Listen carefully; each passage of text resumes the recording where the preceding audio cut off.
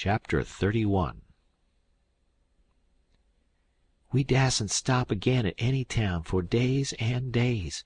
Kep' right along down the river.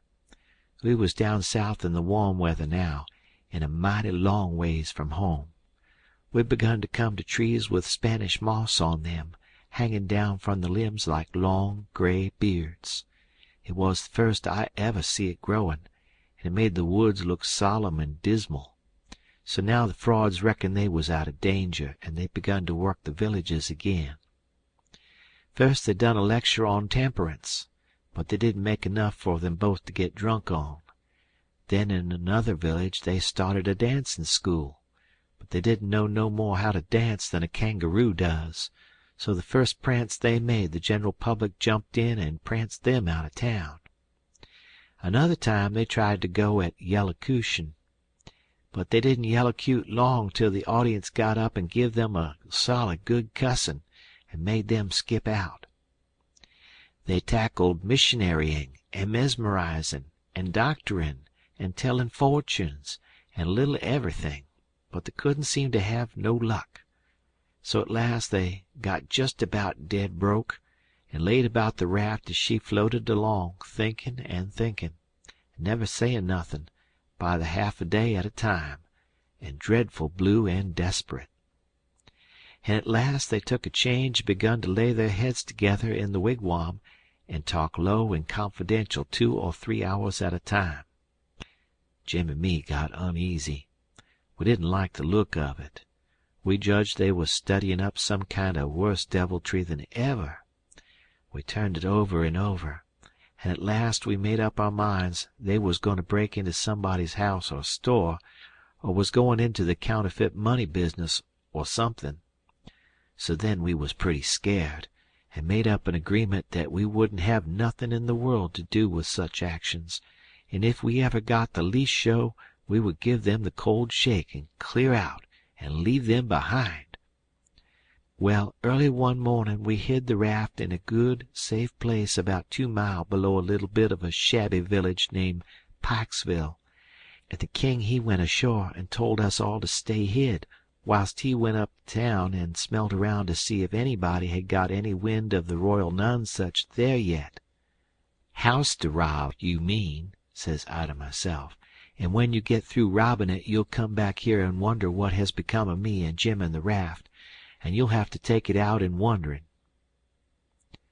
And he said if he weren't back by midday the Duke and me would know it was all right, and we was to come along. So we stayed where we was. The Duke he fretted and sweated around, and was in a mighty sour way. He scolded us for everything, and we couldn't seem to do nothin' right. He found fault with every little thing. Somethin' was a brewin', sure. I was good and glad when midday come and no king. We could have a change anyway, and maybe a chance for the chance on top of it. So me and the Duke went up to the village and hunted around there for the king. And by we found him in the back room of a little low doggery, very tight, and a lot of loafers bullyragging him for sport, and he a cussin' and a threatenin' with all his might, and so tight he couldn't walk, and couldn't do nothin' to them. The Duke he begun to abuse him for an old fool, and the king begun to sass back, and the minute they was fairly at it I lit out and shook the reefs out of my hind legs, and spun down the river road like a deer, for I see our chance, and I made up my mind that it would be a long day before they ever see me and Jim again. I got down there all out of breath but loaded up with joy, and sung out, "Set her loose, Jim, we're all right now." But there warn't no answer, and nobody come out of the wigwam. Jim was gone. I set up a shout, and then another one, and run this way and that in the woods, whoopin' and screechin', but it warn't no use. Old Jim was gone. Then I set down and cried. I couldn't help it, but I couldn't set still long. Pretty soon I went out on the road, tryin' to think what I better do, and I run across the boy walkin', and asked him if he'd seen a strange nigger dressed so-and-so, and he says, "Yes." "Whereabouts?" says I. Down to Silas Phelps' place, 2 mile below here. He's a runaway nigger, and they've got him. Was you looking for him?" "You bet I ain't. I run across him in the woods about an hour or 2 ago, and he said if I hollered he'd cut my livers out, and told me to lay down and stay where I was, and I done it. Been there ever since, afeard to come out. Well, he says, you needn't be afeard no more, because they've got him. He run off from down south somewheres. It's a good job they got him. Well, I reckon.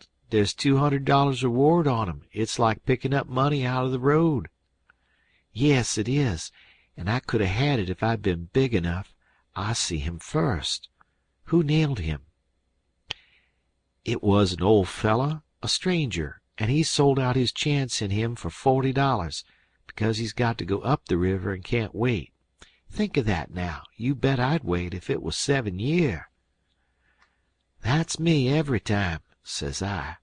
"But maybe his chance ain't worth no more than that if he'll sell it so cheap. Maybe there's something ain't straight about it." "But it is, though, straight as a string. I see the handbill myself. It tells all about him, to a dot. Paints him like a picture. Tells the plantation he's from, below New Orleans. No, sirree, Bob, there ain't no trouble about that speculation, you betcher.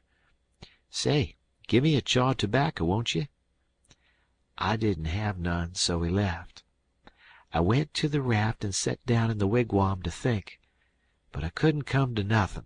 I thought till I wore my head sore, but I couldn't see no way out of the trouble.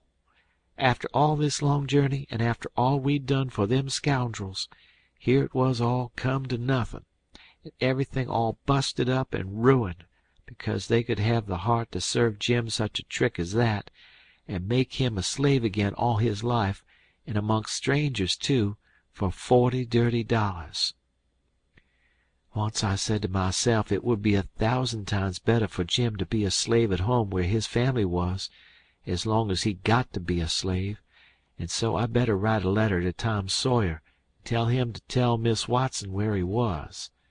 But I soon give up that notion for 2 things. She'd be mad and disgusted at his rascality and ungratefulness for leaving her, and so she'd sell him straight down the river again. And if she didn't, everybody naturally despises an ungrateful nigger, and they'd make Jim feel it all the time. And so he'd feel honor and disgraced. And then think of me. It would get all around that Huck Finn helped a nigger to get his freedom, and if I was ever to see anybody from that town again I'd be ready to get down and lick his boots for shame. That's just the way. A person does a low-down thing, and then he don't want to take no consequences of it. Thinks as long as he can hide it ain't no disgrace. That was my fix exactly. The more I studied about this, the more my conscience went to grinding me, and the more wicked and low down and ornery I got to feeling. And at last, when it hit me all of a sudden that here was the plain hand of Providence slapping me in the face and letting me know my wickedness was being watched all the time from up there in heaven, whilst I was stealing a poor old woman's nigger that hadn't ever done me no harm, and now was showing me there's one that's always on the lookout, and ain't a-going to allow no such miserable doin's to go only just so fur and no further. I 'most dropped in my tracks, I was so scared. Well, I tried the best I could to kinder soften it up somehow for myself by sayin' I was brung up wicked, and so I warn't so much to blame. But somethin' inside of me kep' sayin', there was a Sunday school, you could 'a' gone to it, and if you'd 'a' done it, they'd 'a' learnt you there that people that acts as I've been actin' about that nigger goes to everlastin' fire. It made me shiver, and I about made up my mind to pray and see if I couldn't try to quit bein' the kind of a boy I was and be better. So I kneeled down. But the words wouldn't come. Why wouldn't they? It warn't no use to try and hide it from him, nor from me neither. I knowed very well why they wouldn't come. It was because my heart warn't right, It was because I warn't square. It was because I was playin' double. I was lettin' on to give up sin, but away inside of me I was holdin' on to the biggest one of all. I was tryin' to make my mouth say I would do the right thing and the clean thing, and go right to that nigger's owner and tell where he was. But deep down in me I knowed it was a lie, and he knowed it. You can't pray a lie. I found that out. So I was full of trouble, full as I could be, and didn't know what to do. At last I had an idea, and I says I'll go and write the letter, and then see if I can pray. Why, it was astonishin' the way I felt as light as a feather right straight off, and my troubles all gone. So I got a piece of paper and a pencil, all glad and excited, and set down and wrote, "Miss Watson, your runaway nigger Jim is down here 2 mile below Pikesville, and Mr. Phelps has got him, and he will give him up for the reward if you send. Huck Finn." I felt good and all washed clean of sin for the first time I'd ever felt so in my life, and I knowed I could pray now. But I didn't do it straight off, but laid the paper down and set there thinking how good it was all this happened so, and how near I come to being lost and going to hell. And went on thinking, and got to thinking over our trip down the river, and I see Jim before me all the time, in the day and in the night time, sometimes moonlight, sometimes storms, and we a floating along, talking and singing and laughing. But somehow I couldn't seem to strike no places to harden me against him, but only the other kind. I'd see him standing my watch on top of his'n, instead of calling me, so I could go on sleeping, and see him how glad he was when I come back out of the fog, and when I come to him again in the swamp, up there where the feud was, and such like times, and would always call me honey, and pet me and do everything he could think of for me, and how good he always was.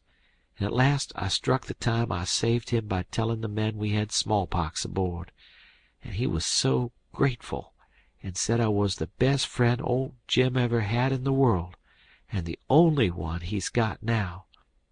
And then I happened to look around and see that paper. It was a close place. I took it up and held it in my hand. I was a-tremblin', because I got to decide forever betwixt 2 things, and I knowed it.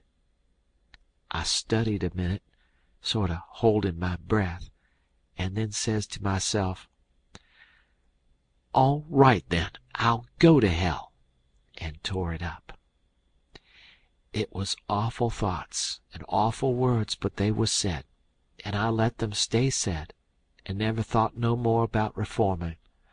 I shoved the whole thing out of my head, and said I would take up wickedness again, which was in my line, being brung up to it, and the other warn't. And for a starter I would go to work and steal Jim out of slavery again, and if I could think up anything worse, I would do that too, because as long as I was in, and in for good, I might as well go the whole hog. Then I set to thinking over how to get at it, and turned over some considerable many ways in my mind, and at last fixed up a plan that suited me. So then I took the bearin's of a woody island that was down the river a piece, and as soon as it was fairly dark I crept out with my raft and went for it, and hid it there, and then turned in. I slept the night through, and got up before it was light, and had my breakfast, and put on my store clothes, and tied up some others and one thing or another in a bundle, and took the canoe and cleared for shore. I landed below where I judged was Phelps' place, and hid my bundle in the woods, and then filled up the canoe with water, and loaded rocks into her and sunk her where I could find her again when I wanted her, about a quarter of a mile below a little steam sawmill that was on the bank. Then I struck up the road, and when I passed the mill I see a sign on it, Phelps's Sawmill, and when I come to the farmhouses 200 or 300 yards further along I kept my eyes peeled, but didn't see nobody around, although it was good daylight now. But I didn't mind, because I didn't want to see nobody just yet. I only wanted to get the lay of the land. According to my plan, I was going to turn up there from the village, not from below. So I just took a look and shoved along, straight for town. Well, the very first man I see when I got there was the Duke. He was sticking up a bill for the Royal Nonsuch, 3-night performance, like that other time. They had the cheek, them frauds. I was right on him before I could shirk. He looked astonished, and says, "Hello, where'd you come from?" Then he says, kind of glad and eager, "Where's the raft? Got her in a good place?" I says, "Why, that's just what I was going to ask your Grace." Then he didn't look so joyful, and says, "What was your idea for asking me?" he says. "Well," I says, "when I see the king in that doggery yesterday, I says to myself, we can't get him home for hours, till he's soberer, so I went a-loafing around town to put in the time and wait. A man up and offered me 10 cents to help him pull a skiff over the river and back to fetch a sheep, and so I went along. But when we was dragging him to the boat, and the man left me a hold of the rope and went behind him to shove him along, he was too strong for me and jerked loose and run, and we after him. We didn't have no dog, and so we had to chase him all over the country till we tired him out. We never got him till dark. Then we fetched him over, and I started down for the raft. When I got there and see it was gone, I says to myself, they got into trouble and had to leave, and they've took my nigger, which is the only nigger I've got in the world, and now I'm in a strange country and ain't got no property no more, no nothing, and no way to make my living. So I sat down and cried. I slept in the woods all night. But what did become of the raft then? And Jim, poor Jim?" "Blamed if I know. That is, what's become of the raft. That old fool has made a trade and got $40, and when we found him in the doggery the loafers had matched $half with him and got every cent but what he'd spent for whiskey. And when I got him home late last night and found the raft gone, we said, 'That little rascal has stole our raft and shook us, and run down the river.'" "I wouldn't shake my nigger, would I? The only nigger I had in the world, and the only property?" "We never thought of that. Fact is, I reckon we come to consider him our nigger. Yes, we did consider him so. Goodness knows we had trouble enough for him. So when we see the raft was gone and we flat broke, there wa'n't anything for it but to try the Royal Nonsuch another shake. And I've pegged along ever since, dry as a powder horn. Where's that 10 cents? Give it here." I had considerable money, so I give him 10 cents, but begged him to spend it for something to eat and give me some, because it was all the money I had, and I hadn't had nothing to eat since yesterday. He never said nothing. The next minute he whirls on me and says, "Do you reckon that nigger would blow on us? We'd skin him if he done that." "How can he blow? Ain't he run off?" "No. That old fool sold him, and never divided with me, and the money's gone." "Sold him?" I says, and begun to cry. "Why, he was my nigger, and that was my money. Where is he? I want my nigger." "Well, you can't get your nigger, that's all, so dry up your blubberin'. Looky here, do you think you'd venture to blow on us? Blamed if I think I'd trust you. Why, if you was to blow on us—" He stopped, but I never see the Duke look so ugly out of his eyes before.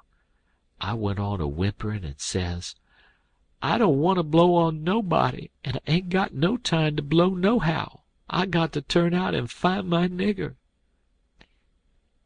He looked kind of bothered, and stood there with his bills fluttering on his arm, thinking, and wrinkling up his forehead. At last he says, "I'll tell you something. We got to be here 3 days. If you'll promise you won't blow, and won't let the nigger blow, I'll tell you where to find him." So I promised, and he says, "A farmer by the name of Silas F—" And then he stopped. You see, he started to tell me the truth, but when he stopped that way and begun to study and think again, I reckon he was changing his mind. And so he was. He wouldn't trust me. He wanted to make sure of having me out of the way the whole 3 days. So pretty soon he says, "The man that bought him is named Abram Foster, Abram G. Foster, and he lives 40 mile back here in the country, on the road to Lafayette." "All right," I says. "I can walk it in 3 days, and I'll start this very afternoon." "No, you won't. You'll start now, and don't you lose any time about it, neither, nor do any gabbling by the way. Just keep a tight tongue in your head and move right along, and then you won't get into trouble with us, do you hear?" That was the order I wanted, and that was the one I played for. I wanted to be left free to work my plans. "So clear out," he says, "and you can tell Mr. Foster whatever you want to. Maybe you can get him to believe that Jim is your nigger. Some idiots don't require documents. Leastways, I've heard there's such down south here. And when you tell him the handbill and the reward's bogus, maybe he'll believe you when you explain to him what the idea was for getting them out. Go 'long now, and tell him anything you want to, but mind you don't work your jaw any between here and there." So I left, and struck for the back country. I didn't look around, but I kinder felt like he was watching me. But I knowed I could tire him out at that. I went straight out in the country as much as a mile before I stopped. Then I doubled back through the woods towards Phelps's. I reckoned I better start in on my plans straight off without fooling around, because I wanted to stop Jim's mouth till these fellows could get away. I didn't want no trouble with their kind. I'd seen all I wanted to of them, and wanted to get entirely shut of them. End of chapter. Chapter 32.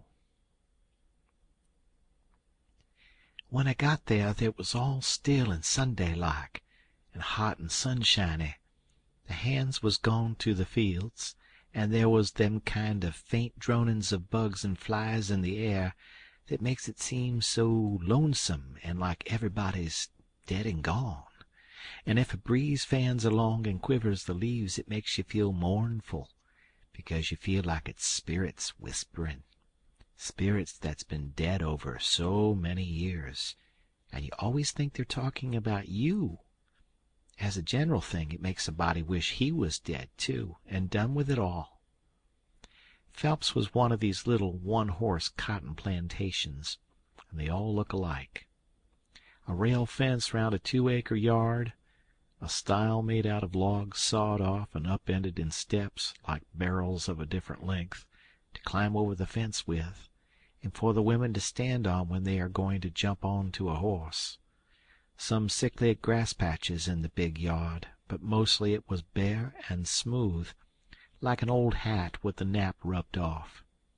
Big double log house for the white folks, hewed logs with the chinks stopped up with mud or mortar, and these mud stripes been whitewashed some time or another. Round log kitchen, with a big, broad, open but roofed passage joining it to the house. Log smokehouse back of the kitchen. 3 little log nigger cabins in a row to the other side of the smokehouse. 1 little hut all by itself away down against the back fence, and some outbuildings down a piece the other side. Ash hopper and big kettle to bile soap in by the little hut. Bench by the kitchen door, with bucket of water and a gourd. Hound asleep there in the sun. More hounds asleep round about. About 3 shade trees away off in a corner. Some currant bushes and gooseberry bushes in one place by the fence. Outside of the fence a garden and a watermelon patch. Then the cotton fields begins, and after the fields, the woods. I went around and clumb over the back stile by the ash hopper, and started for the kitchen. When I got a little ways, I heard the dim hum of a spinning wheel wailing along up and sinking along down again, and then I knowed for certain I wished I was dead, for that is the lonesomest sound in the whole world. I went right along, not fixin' up any particular plan, but just trustin' to Providence to put the right words in my mouth when the time come. For I'd noticed that Providence always did put the right words in my mouth if I left it alone. When I got halfway, first one hound and then another got up and went for me, and of course I stopped and faced them and kept still. And such another powwow as they made! In a quarter of a minute I was a kind of a hub of a wheel, as you may say, spokes made out of dogs, circle of 15 of them packed together around me, with their necks and noses stretched up towards me, a barking and howling, and more a-comin'. You could see them sailing over fences and round corners from everywheres. A nigger woman come tearing out of the kitchen with a rolling pin in her hand, singing out, "Begone, you Tige, you Spot, begone, sir!" And she fetched first one and then another of them a clip and sent them howling. And then the rest followed. And the next second half of them come back, wagging their tails around me and making friends with me. There ain't no harm in a hound nohow. And behind the woman comes a little nigger girl and 2 little nigger boys without anything on but toe linen shirts, and they hung on to their mother's gown, and peeped out from around her at me, bashful, the way they always do. And here comes the white woman running from the house, about 45 or 50-year-old, bareheaded, and her spinning stick in her hand, and behind her comes her little white children, acting the same way the little niggers was going. She was smiling all over so she could hardly stand, and says, "It's you at last, ain't it?" I out with a "Yes'm" before I thought. She grabbed me and hugged me tight, and then grabbed me by both hands and shook, and the tears come in her eyes and run down over. She couldn't seem to hug and shake enough, and kept saying, "You don't look as much like your mother as I reckoned you would, but law's sake, I don't care for that. I'm so glad to see you. Dear, dear, it does seem like I could eat you up. Children, it's your cousin Tom. Tell him howdy." But they ducked their heads and put their fingers in their mouths and hid behind her, so she run on. "Lize, hurry up and get him a hot breakfast right away. Or did you get your breakfast on the boat?" I said I had got it on the boat. So then she started for the house, leading me by the hand, and the children tagging after. When we got there, she set me down in a split-bottom chair, and set herself down on a little low stool in front of me, holding both of my hands, and says, "Now I can have a good look at you, and laws a me, I've been hungry for it a many and a many a time, all these long years, and it's come at last. We've been expecting you a couple of days and more. What kept you? Boat get aground?" "Yes'm, she—" "Don't say yes'm, say Aunt Sally. Where'd she get aground?" I didn't rightly know what to say, because I didn't know whether the boat would be coming up the river or down. But I go a good deal on instinct, and my instinct said she would be coming up, from down toward Orleans. That didn't help me much, though, for I didn't know the names of bars down that way. I see I'd got to invent a bar, or forget the name of the one we got aground on, or... now I struck an idea, and fetched it out. It warn't the grounding, that didn't keep us back but a little. We blowed out a cylinder head. "Good gracious! Anybody hurt?" "No'm, killed a nigger." "Well, it's lucky, because sometimes people do get hurt. 2 years ago last Christmas your Uncle Silas was coming up from New Orleans on the old Lally Rook, and she blowed out a cylinder head and crippled a man, and I think he died afterwards. He was a Baptist. Your Uncle Silas knowed a family in Baton Rouge that knowed his people very well. Yes, I remember now. He did die. Mortification set in, and they had to amputate him. But it didn't save him. Yes, it was mortification. That was it. He turned blue all over, and died in the hope of a glorious resurrection. They say he was a sight to look at. Your uncle's been up to the town every day to fetch you, and he's gone again not more'n an hour ago. He'll be back any minute now. You must have met him on the road, didn't you? Oldish man with a—" "No, I didn't see nobody, Aunt Sally. The boat landed just at daylight, and I left my baggage on the wharf boat and went looking around the town and out a piece in the country, to put in the time, and not get here too soon. And so I come down the back way." "Who'd you give the baggage to?" "Nobody." "Why, child, it'll be stole." "Not where I hid it, I reckon it won't," I says. "How did you get your breakfast so early on the boat?" It was kinder thin ice, but I says, "The captain seen me standing around, and told me I'd better have something to eat before I went ashore. So he took me in the Texas to the officers' lunch and give me all I wanted." I was getting so uneasy I couldn't listen good. I had my mind on the children all the time. I wanted to get them out to one side and pump them a little, and find out who I was. But I couldn't get no show. Mrs. Phelps kept it up and run on so. Pretty soon she made the cold chills streak all down my back, because she says, "But here we're running on this way, and you ain't told me a word about Sis, nor any of them. Now I'll rest my works a little, and you start up yourn. Just tell me everything. Tell me all about 'em all, every one of 'em, and how they are, and what they're doing, and what they told you to tell me, and every last thing you can think of." Well, I see I was up a stump, and up it good. Providence had stood by me this fur all right, but I was hard and tight aground now. I see it warn't a bit of use to try to go ahead. I'd got to throw up my hand. So I says to myself, here's another place where I got to risk the truth.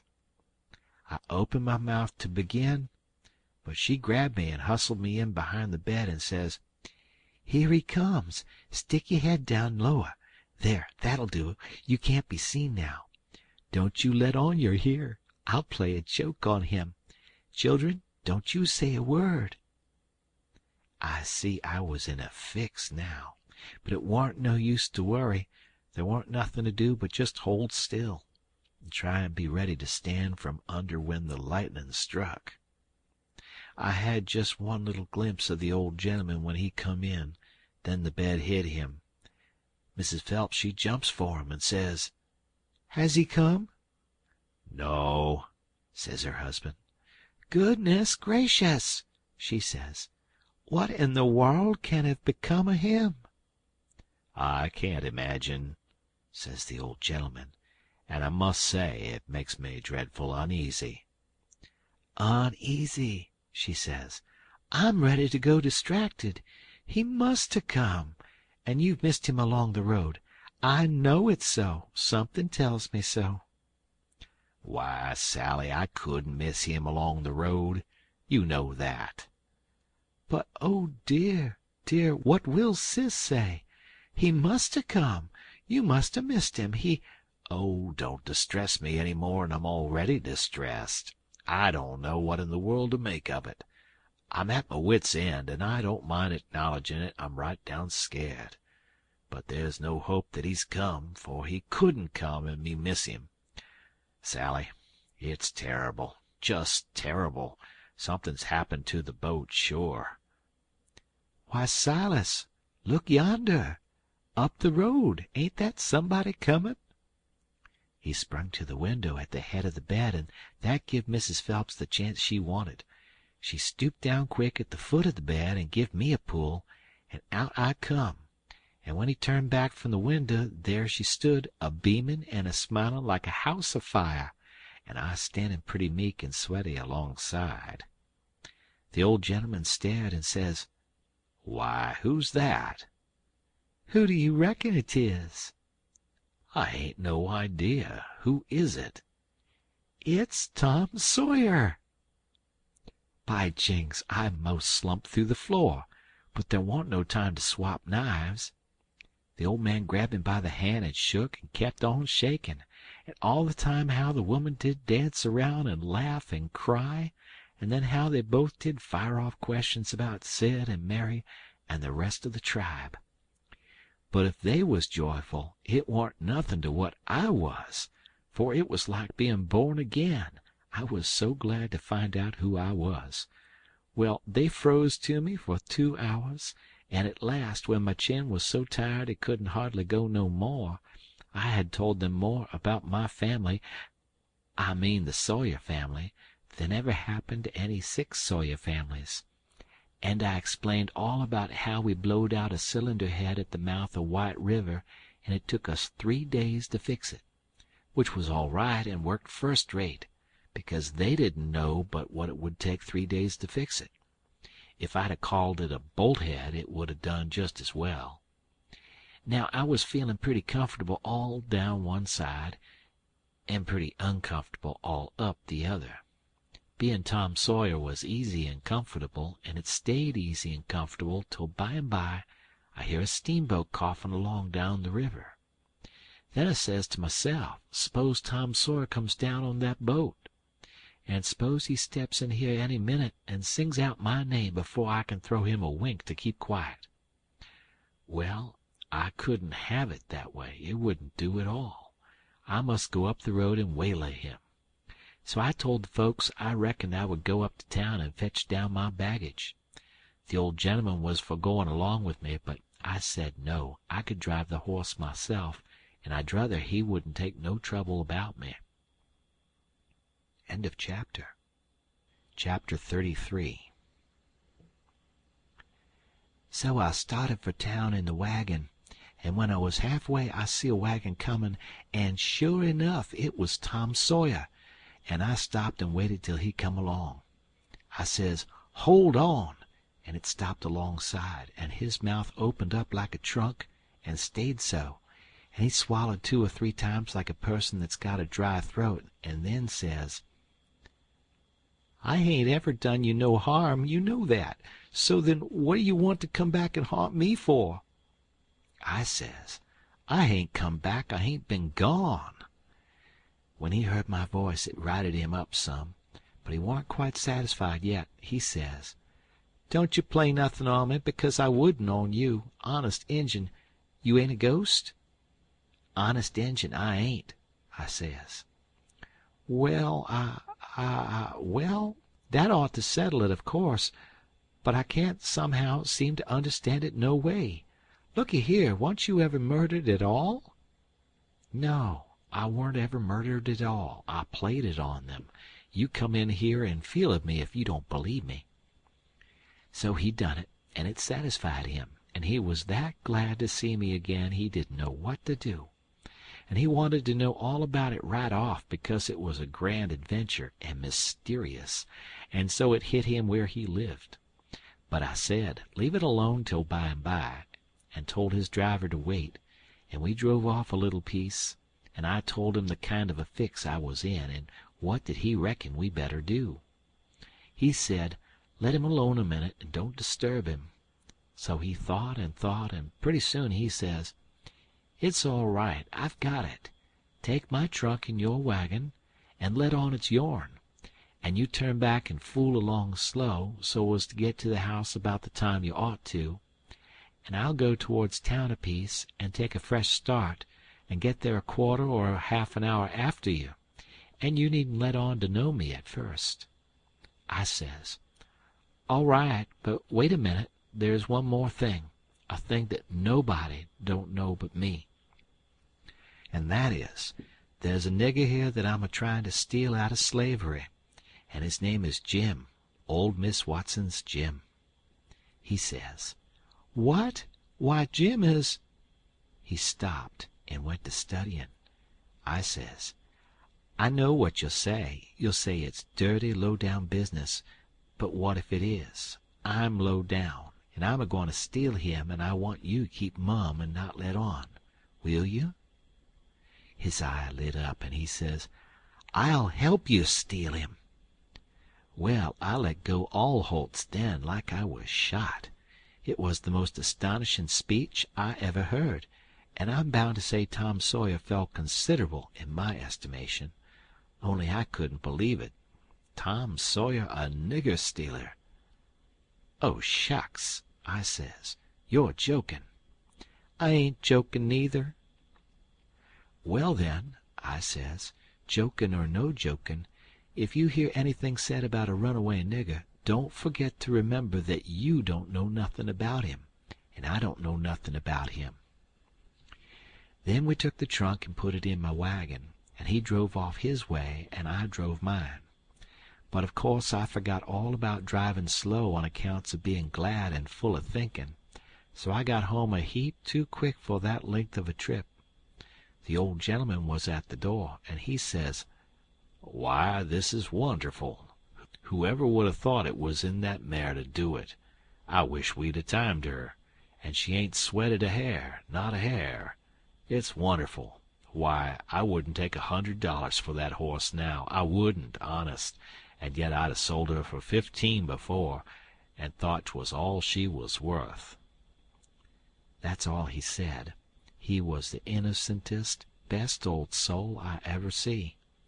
But it warn't surprisin', because he warn't only just a farmer, he was a preacher too, and had a little one-horse log church down back of the plantation, which he builded himself at his own expense, for a church and schoolhouse, and never charged nothin' for his preachin', and it was worth it too.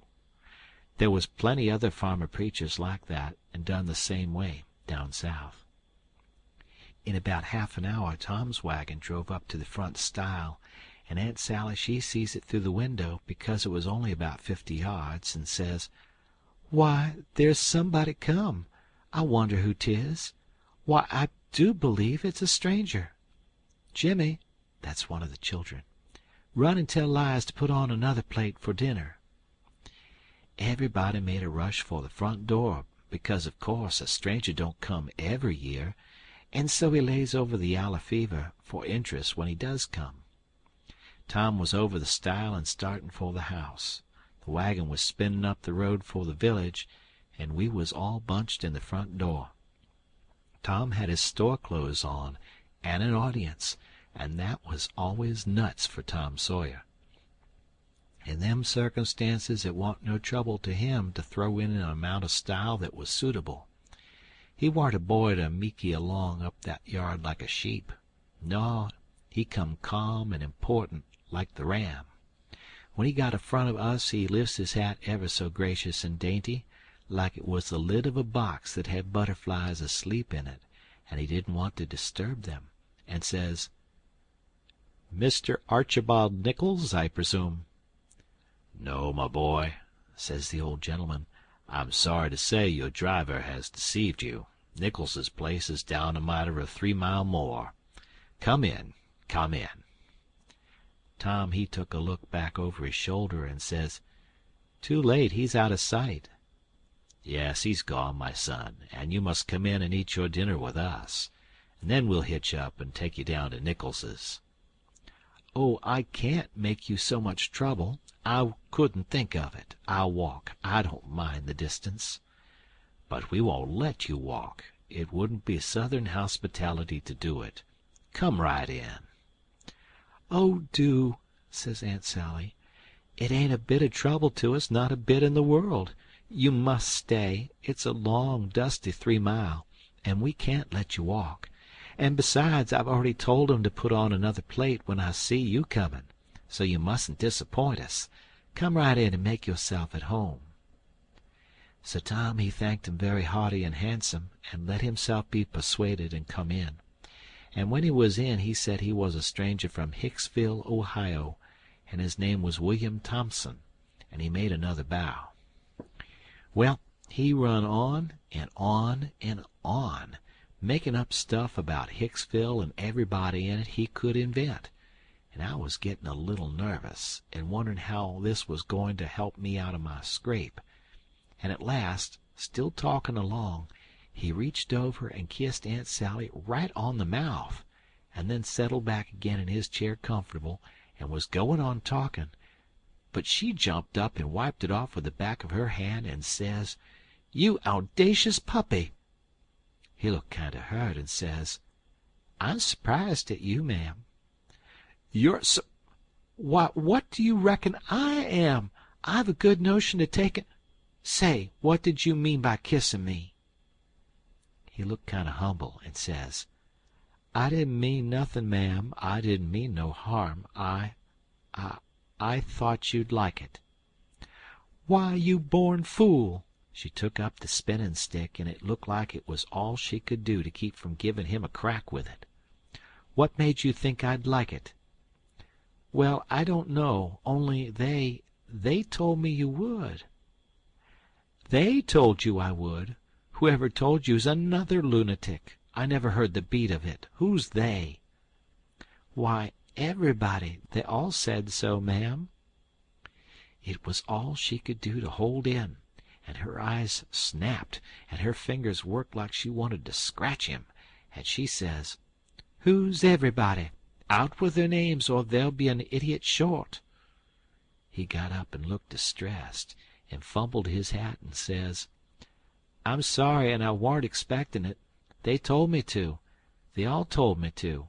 They all said kiss her, and said she'd like it. They all said it, every one of them. But I'm sorry, ma'am, and I won't do it no more. I won't, honest." "You won't, will you? Well, I should reckon you won't." "No'm, I'm honest about it. I won't ever do it again, till you ask me." "Till I ask you? Well, I never see the beat of it in my born days. I lay you'll be the Methusalem numbskull of creation before ever I ask you, or the likes of you." "Well," he says, "it does surprise me so. I can't make it out somehow. They said you would, and I thought you would, but—" He stopped and looked around slow, like he wished he could run across a friendly eye somewheres, and fetched up on the old gentleman's and says, "Didn't you think she'd like me to kiss her, sir?" "Why, no, well, no, I believe I didn't." Then he looks on around the same way to me and says, "Tom, didn't you think Aunt Sally'd open out her arms and say, 'Sid Sawyer'?" "My land!" she says, breaking in and jumping for him. "You impudent young rascal, to fool a body so!" and was going to hug him, but he fended her off and says, "No, not till you've asked me first." So she didn't lose no time, but asked him, and hugged him and kissed him over and over again, and then turned him over to the old man, and he took what was left. And after they got a little quiet again, she says, "Why, dear me, I never see such a surprise. We warn't looking for you at all, but only Tom. Sis never wrote to me about anybody coming but him." "It's because it warn't intended for any of us to come but Tom," he says. "But I begged and begged, and at the last minute she let me come too. So, coming down the river, me and Tom thought it would be a first-rate surprise for him to come here to the house first, and for me to by and by tag along and drop in, and let on to be a stranger. But it was a mistake, Aunt Sally. This ain't no healthy place for a stranger to come." "No, not impudent whelps, Sid. You ought to had your jaws boxed. I hain't been so put out since I don't know when. But I don't care. I don't mind the terms. I'd be willing to stand 1,000 such jokes to have you here. Well, to think of that performance! I don't deny it. I was most putrefied with astonishment when you give me that smack." We had dinner out in that broad open passage betwixt the house and the kitchen, and there was things enough on that table for 7 families, and all hot too, none of your flabby, tough meat that's laid in a cupboard in a damp cellar all night tastes like a hunk of old cold cannibal in the morning. Uncle Silas he asked a pretty long blessing over it, but it was worth it, and it didn't cool it a bit neither, the way I've seen them kind of interruptions do lots of times. There was a considerable good deal of talk all the afternoon, and me and Tom was on the lookout all the time. But it warn't no use. They didn't happen to say nothing about any runaway nigger, and we was afraid to try to work up to it. But at supper at night one of the little boys says, "Pa, Mayn't Tom and Sid and me go to the show?" "No," says the old man. "I reckon there ain't goin' to be any. And you couldn't go if there was, because the runaway nigger told Burton and me all about that scandalous show, and Burton said he would tell the people. So I reckon they've drove the owdacious loafers out of town before this time." So there it was. But I couldn't help it. Tom and me was to sleep in the same room and bed. So, being tired, we bid good night and went up to bed right after supper, and clumb out of the window and down the lightning rod and shoved for the town. But I didn't believe anybody was going to give the king and the duke a hint, and so if I didn't hurry up and give them one, they'd get into trouble, sure. On the road, Tom, he told me all about how it was reckoned I was murdered, and how Pap disappeared pretty soon. Didn't come back no more. And what a stir there was when Jim run away. And I told Tom all about our Royal Nonsuch Rapscallions, and as much of the raft voyage as I had time to. And as we struck into the town and up through the middle of it, it was as much as half after 8 then, here comes a raging rush of people with torches, and an awful whooping and yelling, and banging tin pans and blowing horns. And we jumped to one side to let them go by. And as they went by, I see they had the king and the duke astraddle of a rail.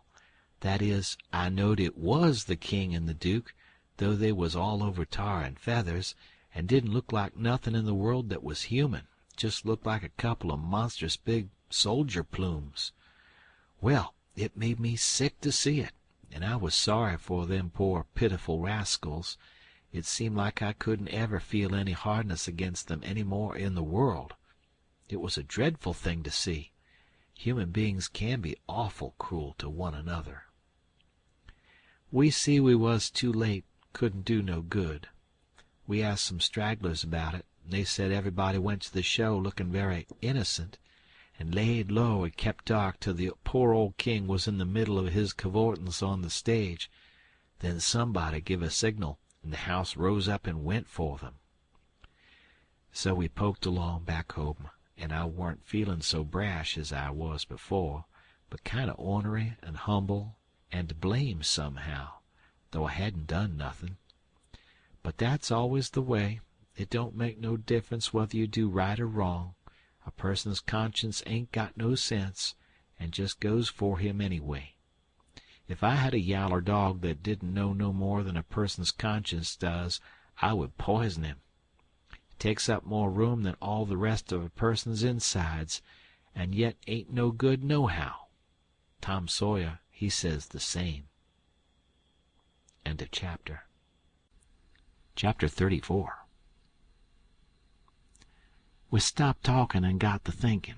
By and by Tom says, "Looky here, Huck, what fools we are to not think of it before. I bet I know where Jim is." "No, where?" "In that hut down by the ash hopper. Why, looky here. When we was at dinner, didn't you see a nigger man go in there with some vittles?" "Yes." "What did you think the vittles was for?" "For a dog?" "Well, so'd I." "Well, it wasn't for a dog." "Why?" "Because part of it was watermelon." "So it was. I noticed it." "Well, it does beat all that I never thought about a dog not eating watermelon. Shows how a body can see and don't see at the same time." "Well, the nigger unlocked the padlock when he went in, and he locked it up again when he come out. He fetched Uncle a key about the time we got up from table. Same key, I'll bet.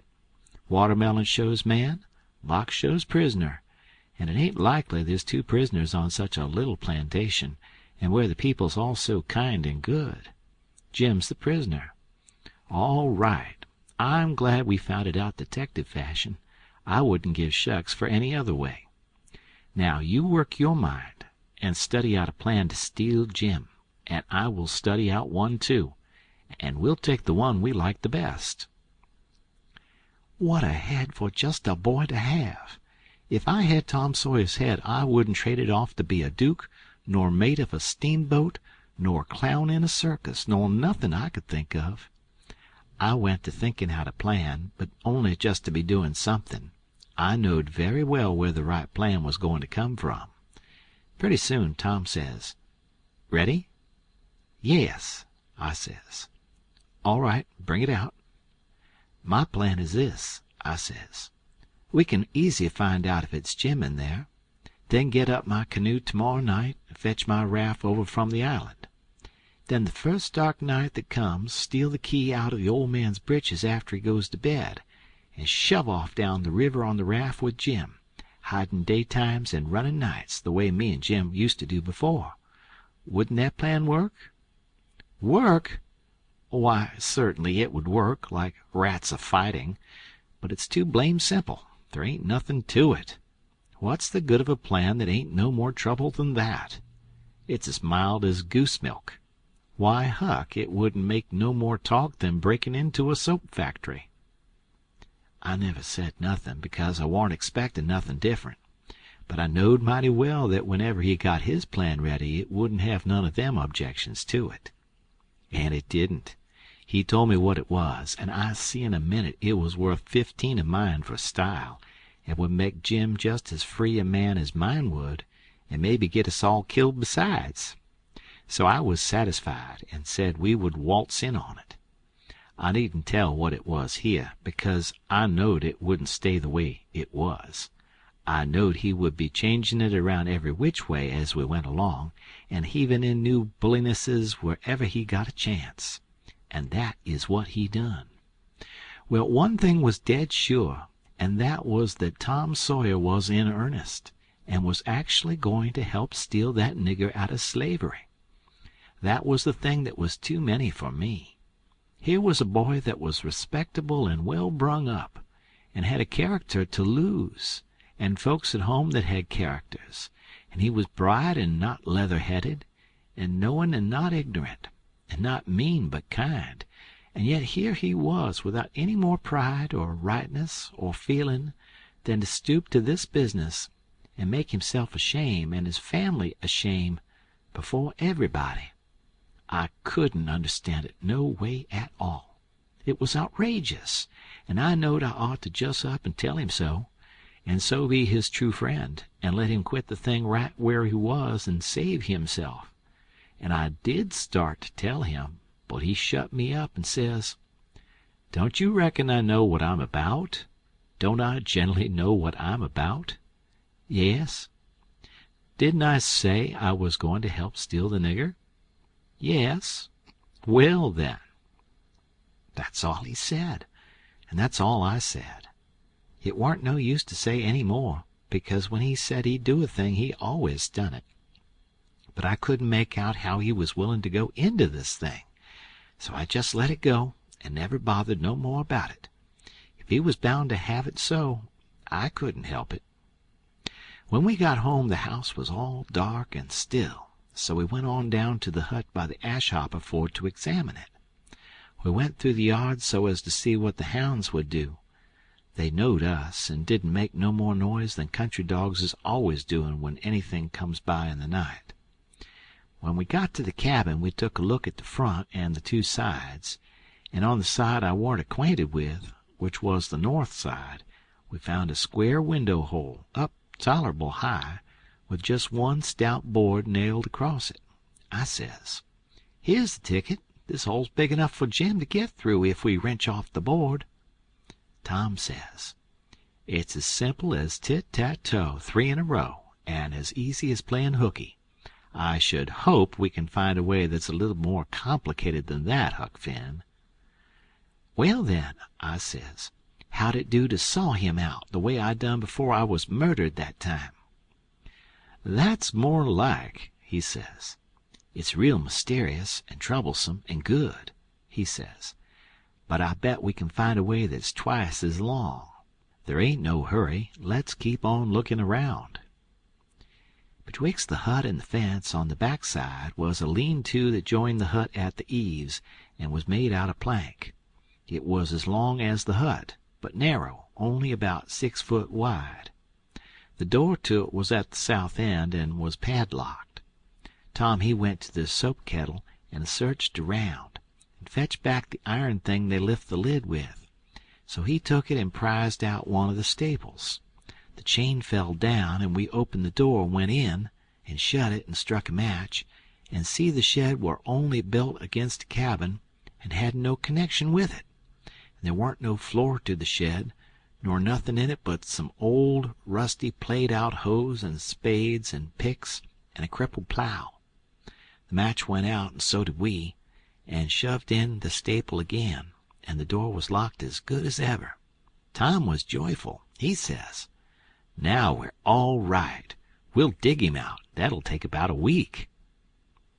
Then we started for the house, and I went in the back door. You only have to pull a buckskin latch string. They don't fasten the doors. But that warn't rheumatical enough for Tom Sawyer. No way would do him but he must climb up the lightning rod. But after he got halfway about 3 times, and missed fire and fell every time, and the last time most busted his brains out, he thought he'd got to give it up. But after he was rested he allowed he would give her one more turn for luck, and this time he made the trip. In the morning we was up at break of day and down to the nigger cabins to pet the dogs and make friends with the niggers that fed Jim, if it was Jim that was being fed. The niggers was just getting through breakfast and starting for the fields, and Jim's nigger was piling up a tin pan with bread and meat and things, and whilst the others was leaving, the key come from the house. This nigger had a good-natured, chuckle-headed face, and his wool was all tied up in little bunches with thread. That was to keep witches off. He said the witches was pestering him awful these nights, and making him see all kinds of strange things, and hear all kinds of strange words and noises, and he didn't believe he was ever witched so long before in his life. He got so worked up and got to running on so about his troubles, he forgot all about what he'd been a-going to do. So Tom says, "What's the vittles for? Going to feed the dogs?" The nigger kind of smiled around gradually over his face, like when you heave a brickbat in a mud puddle, and he says, "Yes, Mars Sid, a dog. Cur'us dog, too. Does you want to go and look at him?" "Yes." I hunched Tom and whispers, "You goin' right here in the daybreak? That warn't the plan." "No, it warn't, but it's the plan now." So, drat him, we went along, but I didn't like it much. When we got in we could hardly see anything, it was so dark, but Jim was there, sure enough, and could see us, and he sings out, "Why, Huck, in good land, ain't that Mr. Tom?" I just knowed how it would be. I just expected it. I didn't know nothing to do, and if I had I couldn't have done it, because that nigger busted in and says, "Why, to gracious sakes, do he know you gentlemen?" We could see pretty well now. Tom, he looked at the nigger steady and kind of wondered, and says, "Does who know us?" "Why, dis yer runaway nigger." "I don't reckon he does, but what put that into your head?" "What put it there? Didn't he just this minute sing out like he knowed you?" Tom says, in a puzzled-up kind of way, "Well, that's mighty curious. Who sung out? When did he sing out? What did he sing out?" And turns to me perfectly calm and says, "Did you hear anybody sing out?" Of course there wa'n't nothing to be said but the one thing, so I says, "No, I ain't heard nobody say nothin'." Then he turns to Jim and looks him over like he never see him before, and says, "Did you sing out?" "No, sah," says Jim. "I hain't said nothin', sah." "Not a word?" "No, sah, I hain't said a word." "Did you ever see us before?" "No, sah, not as I knows on." So Tom turns to the nigger, which was looking wild and distressed, and says, kind of severe, "What do you reckon's the matter with you, anyway? What made you think somebody sung out?" "Oh, it's the dad blame witches, sah, and I wisht I was dead, I do. Dey's always at it, sah, and dey do most kill me. Dey skeers me so." Please don't tell anybody about it, sir, or old Mars Silas he'll scold me, 'cause he say there ain't no witches. I jest wish to goodness he was here now. Den what would he say? I jest bet he couldn't find no way to get around it dis time. But it's always jest so. People dat sot stays sot. Dey won't look into nothin' and find it out for theirselves, and when you find it out and tell 'em about it, they don't believe you." Tom gave him a dime and said we wouldn't tell nobody, and told him to buy some more thread to tie up his wool with, and then looks at Jim and says, "I wonder if Uncle Silas is going to hang this nigger. If I was to catch a nigger that was ungrateful enough to run away, I wouldn't give him up. I'd hang him." And whilst the nigger stepped to the door to look at the dime and bite it to see if it was good, he whispers to Jim and says, "Don't ever let on to know us, and if you hear any digging going on nights, it's us. We're going to set you free." Jim only had time to grab us by the hand and squeeze it. Then the nigger come back, and we said we'd come again sometime if the nigger wanted us to, and he said he would, more particular if it was dark, because the witches went for him mostly in the dark, and it was good to have folks around then. End of chapter. Chapter 35. It would be most an hour yet till breakfast, so we left and struck down into the woods, because Tom said we got to have some light to see how to dig by, and a lantern makes too much and might get us into trouble. What we must have was a lot of them rotten chunks that's called foxfire, and just makes a soft kind of a glow when you lay them in a dark place. We fetched an armful and hid it in the weeds, and set down to rest, and Tom says, kind of dissatisfied, "Blame it, this whole thing is just as easy and awkward as it can be, and it makes it so rotten difficult to get up a difficult plan. There ain't no watchman to be drugged. Now there ought to be a watchman. There ain't even a dog to give a sleeping mixture to. And there's Jim chained by one leg with a 10-foot chain to the leg of his bed. Why, all you got to do is lift up the bedstead and slip off the chain. And Uncle Silas, he trusts everybody, sends the key to the punkin-headed nigger, and don't send nobody to watch the nigger." Jim could have got out of that window-hole before this, only there wouldn't be no use trying to travel with a 10-foot chain on his leg. "Why, drat it, Huck, it's the stupidest arrangement I ever see. You got to invent all the difficulties. Well, we can't help it. We got to do the best we can with the materials we got. Anyhow, there's one thing. There's more honor in getting him out through a lot of difficulties and dangers where there warn't one of them furnished to you by the people who it was their duty to furnish them, and you had to contrive them all out of your own head. Now look at just that one thing of the lantern. When you come down to the cold facts, we simply got to let on that a lantern's risky.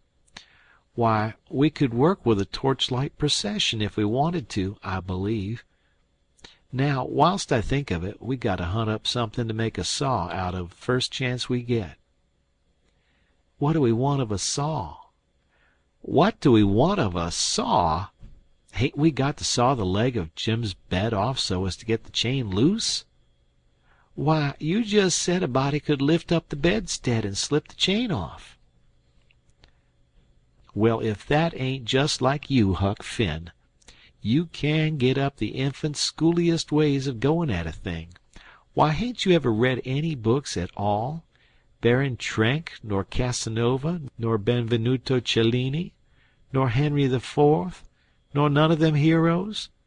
Who ever heard of getting a prisoner loose in such a old-maidy way as that? No. The way all the best authorities does is to saw the bed-leg in two, and leave it just so, and swallow the sawdust so it can't be found, and put some dirt and grease around the sawed place so the very keenest senescal can't see no sign of its being sawed, and thinks the bed-leg is perfectly sound.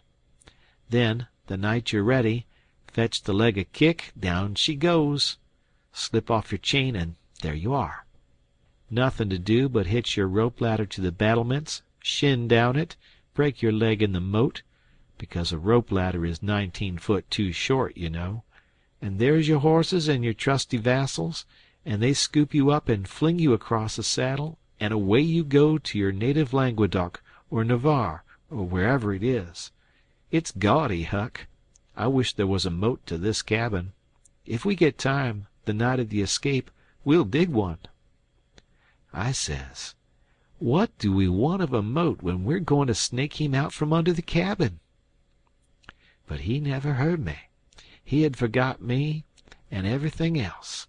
He had his chin in his hand, thinking.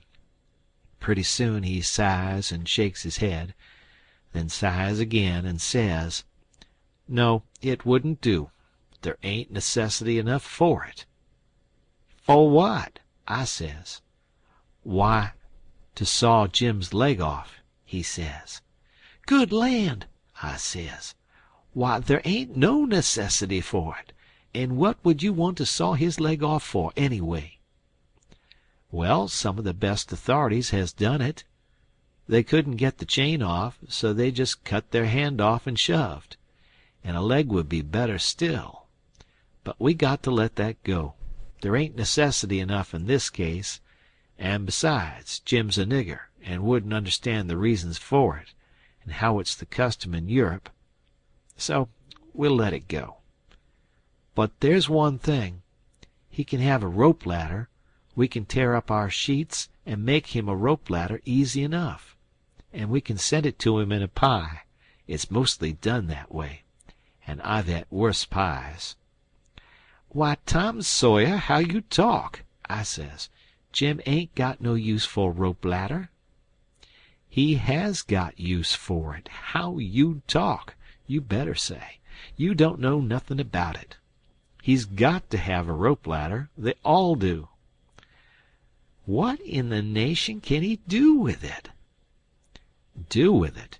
He can hide it in his bed, can't he? That's what they all do, and he's got to, too. Huck, you don't ever seem to want to do anything that's regular. You want to be starting something fresh all the time. Suppose he don't do nothing with it. Ain't it there in his bed for a clue after he's gone? And don't you reckon they'll want clues? Of course they will. And you wouldn't leave them any? That would be a pretty howdy-do, wouldn't it? I never heard of such a thing. Well, I says, if it's in the regulations and he's got to have it, all right, let him have it, because I don't wish to go back on no regulations. But there's one thing, Tom Sawyer, if we go to tearing up our sheets to make Jim a rope ladder, we're going to get into trouble with Aunt Sally just as sure as you're born. Now, the way I look at it, a hickory bark ladder don't cost nothing, and don't waste nothing, and it's just as good to load up a pie with and hide in a straw tick as any rag ladder you can start. And as for Jim, he ain't had no experience, and so he don't care what kind of a— Oh, shucks, Huck Finn, if I was as ignorant as you, I'd keep still. That's what I'd do. Who ever heard of a state prisoner escaping by a hickory bark ladder? Why, it's perfectly ridiculous. Well, all right, Tom, fix it your own way, but if you'll take my advice, you'll let me borrow a sheet off of the clothesline. He said that would do, and that gave him another idea, and he says, borrow a shirt, too. What do we want of a shirt, Tom? Want it for Jim to keep a journal on. Journal your granny. Jim can't write.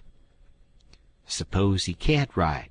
He can make marks on the shirt, can't he, if we make him a pen out of an old pewter spoon or a piece of old iron barrel hoop? Why, Tom, we can pull a feather out of a goose and make him a better one, and quicker, too. Prisoners don't have geese running round the donjon keep to pull pens out of, you muggins. They always make their pens out of the hardest, toughest, troublesomest piece of old brass candlestick or something like that they can get their hands on.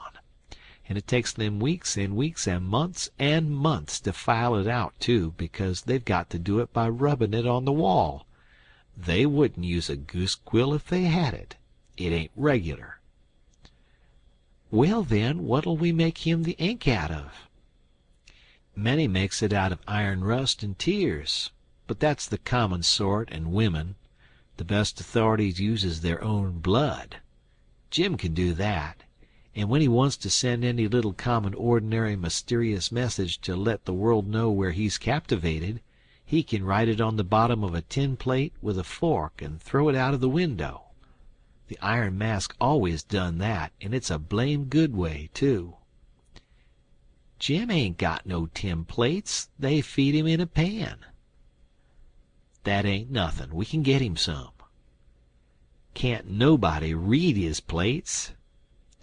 "That ain't got anything to do with it, Huck Finn. All he's got to do is to write on the plate and throw it out. You don't have to be able to read it. Why, half the time you can't read anything a prisoner writes on a tin plate or anywhere else." "Well, then, what's the sense in wasting the plates?" "Why, blame it all, it ain't the prisoner's plates." "But it's somebody's plates, ain't it?" "Well, supposin' it is, what does the prisoner care whose?" He broke off there because we heard the breakfast horn blowing, so we cleared out for the house. Along during the morning I borrowed a sheet and a white shirt off of the clothesline, and I found an old sack and put them in it, and we went down and got the foxfire and put that in too.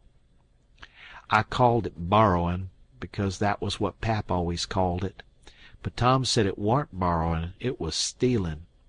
He said we was representing prisoners, and prisoners don't care how they get a thing, so they get it, and nobody don't blame them for it either. It ain't no crime in a prisoner to steal the thing he needs to get away with, Tom said. It's his right, and so as long as we was representing the prisoner, we had a perfect right to steal anything on this place we had the least use for to get ourselves out of prison with. He said if we warn't prisoners it would be a very different thing, and nobody but a mean, ornery person would steal when he warn't a prisoner. So we allowed we would steal everything there was that come handy. And yet he made a mighty fuss one day after that, when I stole a watermelon out of the nigger patch and eat it, and he made me go and give the niggers a dime without telling them what it was for. Tom said that what he meant was we could steal anything we needed. Well, I says, I needed the watermelon. But he said I didn't need it to get out of prison with. There's where the difference was. He said if I'd a wanted it to hide a knife in and smuggle it to Jim to kill the seneschal with, it would have been all right. So I let it go at that, though I couldn't see no advantage in my representing a prisoner if I got to set down and chaw over a lot of gold leaf distinctions like that every time I see a chance to hog a watermelon. Well, as I was saying, we waited that morning till everybody was settled down to business, and nobody in sight around the yard. Then Tom he carried the sack into the lean-to whilst I stood off a piece to keep watch. By and by he come out, and we went and set down on the woodpile to talk. He says, "Everything's all right now except tools, and that's easy fixed." "Tools?" I says. "Yes." "Tools for what?" "Why, to dig with. We ain't a-goin' to gnaw him out, are we?" "Ain't them old crippled picks and things in there good enough to dig a nigger out with?" I says. He turns on me, looking pitying enough to make a body cry, and says, "Huck Finn, did you ever hear of a prisoner having picks and shovels, and all the modern conveniences in his wardrobe to dig himself out with? Now I want to ask you, if you got any reasonableness in you at all, what kind of a show would that give him to be a hero? Why, they might as well lend him the key and done with it. Picks and shovels, why, they wouldn't furnish 'em to a king." "Well, then," I says, "if we don't want the picks and shovels, what do we want?" "A couple of case knives." To dig the foundations out from under that cabin with? Yes. Confound it, it's foolish, Tom. It don't make no difference how foolish it is. It's the right way, and it's the regular way, and there ain't no other way that ever I heard of, and I've read all the books that gives any information about these things.